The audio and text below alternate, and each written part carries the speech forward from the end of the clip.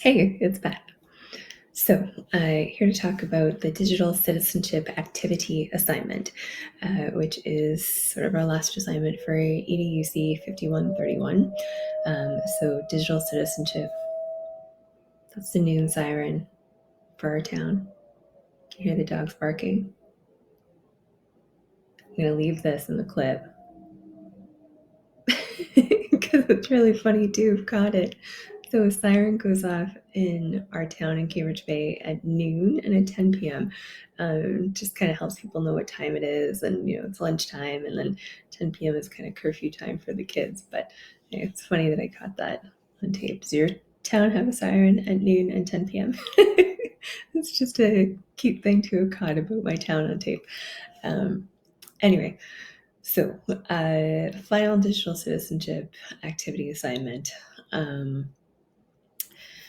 We are to develop a unit plan and one lesson specifically within that will address digital citizenship in whatever our context is. So ideally, I think it's meant that you would use it kind of in your school, in your class, as a whole class project.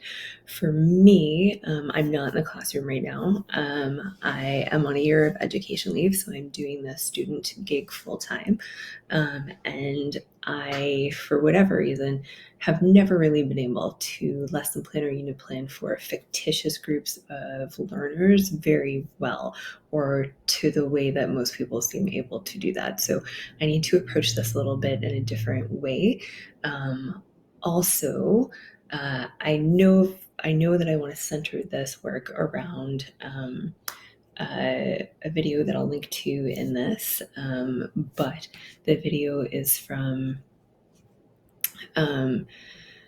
the International Society for Technology and Education, and it's on rethinking digital citizenship. So it's a good, kind of short video.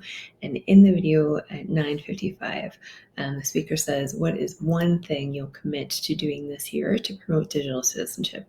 So I like this video because it's a short look at kind of the concepts of digital citizenship, and also poses this kind of actionable question. And even he pauses in the video, says, "Write it down right now." So I like that as the focal point for my project. I'm going to address this kind of as somebody from my perspective. So somebody who is an educator in Nunavut, maybe a grad student from Nunavut who works in education. And in our context specifically, even though I know the idea is to hook into the kind of the framework of the flat classroom, and I think that's really cool. But for me, again, I need to come from my context first, and that's not just a person first centric view on my part. Again, I need to take into account the fact that I am a non-Inuit educator living in Inuit Nunavut, so it is culturally appropriate for me to not try to globalize, but to try to contextualize this project and all of my work to my situation. That's what's appropriate for me as a non-Inuit educator in Inuit Nunavut. But that's what I feel is appropriate for me. That's where I'm comfortable.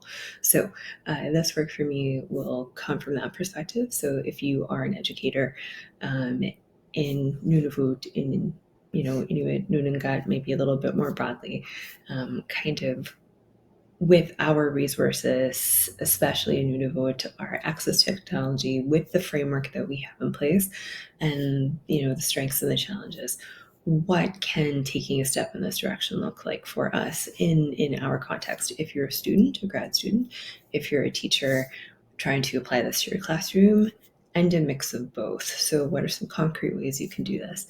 So that's where I want to focus my work. That said, try and turn that into a rubric, a gradable rubric. Kind of two things with that. One, I try to do things collectively as much as possible. And again, that feels like respect to me. That feels like real collaboration and peeling like and doing things together, working to a common cause. And if that's your goal, it doesn't feel, or it feels disingenuous to say, I would like to be graded this way. It feels like that should be a conversational back and forth type of thing. Also, just if you look at Julie Lindsay's website, and she was, the person who wrote the original Flattening Classrooms, Engaging Minds book that is referenced in our work. If you look at her website, Learning Confluence, so a website that she runs where she keeps this, flat connections kind of this project framework for K to 12.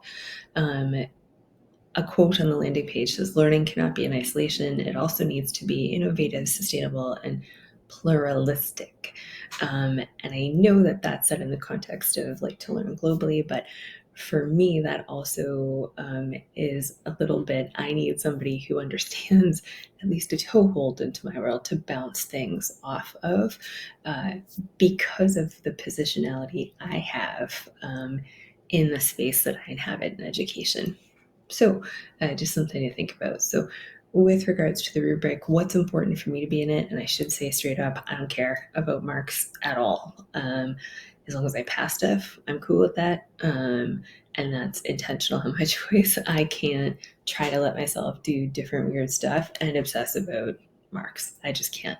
So shooting for pass needs to be what it is. Obviously, that doesn't mean I don't pour my whole self into stuff. I very clearly do. But I need to be okay to take a big swing and a miss, or I'm not going to ever do anything cool or different or more in alignment with my values as an educator. So what I think is reasonable in terms of rubric, or what would be my starting point for a conversation I would like to have with Diane, and I think this could set up a good framework for the super project as well. So what this will be connected to, and my kind of proposal for the end of this semester. I think, my starting points would be, I need to meet the stated objectives for the course. So when you go back to first principles, so to speak, of, what should somebody who has competency in this area look like, sound like, feel like, make, be able to articulate or know. I need to meet those objectives. But a rubric or a grading scheme that makes space for emergent curriculum, creativity, relevance to my learning and the improvement of my practice, so that I better, serve my kids, because that's how I'm doing this. It's PSC. My work needs to be in alignment with the IQ principles and needs to incorporate, as much as possible, Inuit to Inuit culture and resources that are first voice, so Inuit first. I think it needs to demonstrate growth from my work from last semester.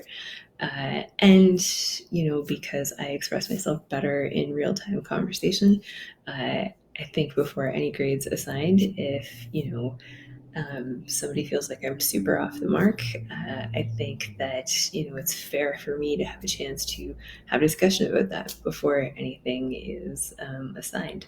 And, those are kind of what I would live by with my own kids in my own classroom. But open to that as just kind of a starting point. So, like, lobby it up.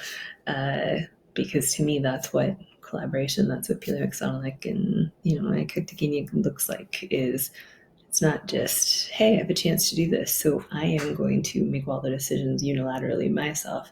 I don't like it when other people do that. I don't like doing that myself either. I value actual collaboration. So, Diane, let's chat.